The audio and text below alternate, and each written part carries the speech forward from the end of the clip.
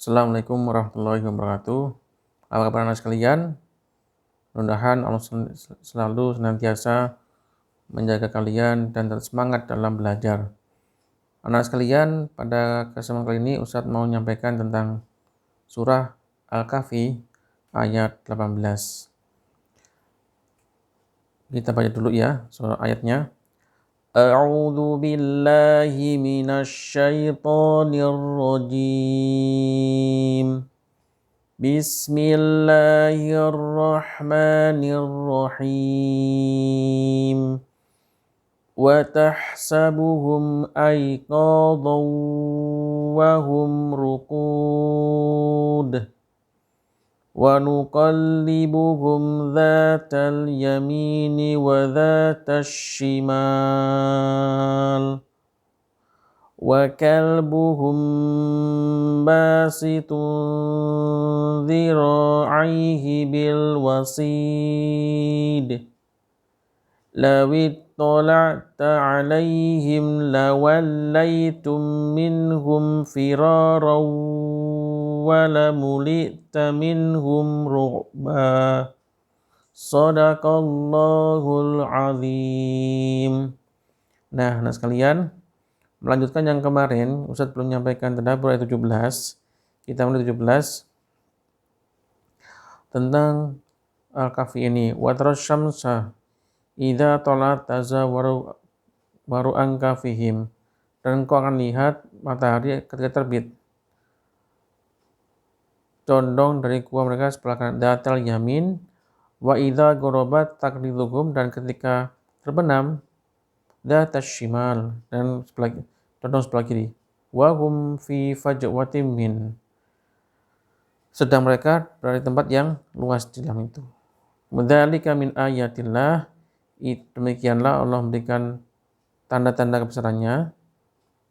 Wa may yahdillahu fawal muhtadid, barang siapa yahdillahu, Allah beri petunjuk, fawal muhtad, dialah mendapat petunjuk. Wa may yudlil, barang siapa yang Allah sesatkan, wa may yudlil, barang siapa yang disesatkan, falan tajidalahu waliyyam mursyida, maka falam tajidalahu, maka tak seorang pun yang dapat menolong waliyyam mursyida, memberikan petunjuk. Jadi ini membuktikan bahwasanya Allah berkuasa penuh dan mutlak tentang petunjuk yang Allah sampaikan kepada hamba-hambanya.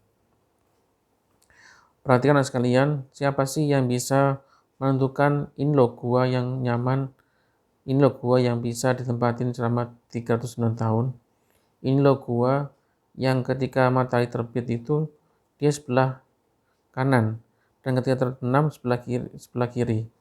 Nah, itu berjalan selama 309 tahun dengan kondisi sirkulasi udara yang baik, sehingga tidak sampai mereka merasa merasa sesak atau merasa tak nyaman dalam udara dalam gua. Padahal gua itu tempatnya sempit.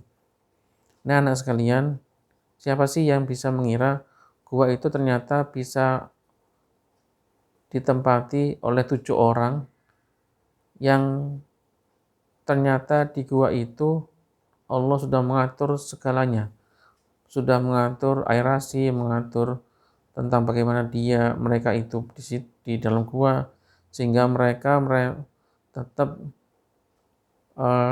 bisa istirahat atau tidur selama 309 tahun. Wa tasabuhum ayqadha wa hum ruqud, ini yang ayat 15 yang tadi Ustaz baca. Wa tahsabuhum, apakah engkau mengira, ayqadha wa hum ruqud, mereka itu tidak tidur. Wa nuqallibuhum dzatal yamini wa dzatal shimal, dan kami membolak-balikkan dzatal yamin ke kanan, wa dzatal shimal ke sebelah kiri. Wa kalbakum basitun dhira'ihi bil wasid, dan anjing mereka membentangkan tangannya di depan gua. Jadi anjingnya berjaga di depan gua.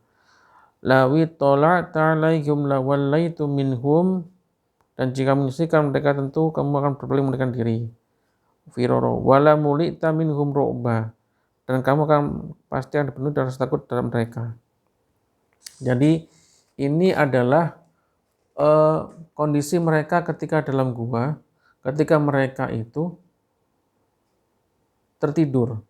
Tetapi tidurnya mereka itu tidak seperti kita yang langsung matanya ngatup benar gitu, enggak. Jadi mereka itu tidur, tapi matanya itu ada sedikit masih buka sedikit gitu. Jadi seakan-akan mereka itu kalau kita temui, mereka tidak seperti orang tidur. Jadi mereka seperti orang yang eh, tersadarkan diri, buka mata gitu. Nah, hal ini ketika orang menyaksikan mereka, tentu mereka akan merasa ketakutan karena kondisi mereka itu tidak tidur dan juga tidak sadar itu. Mereka itu tidur tapi mata mereka tidak terpejam dengan sempurna.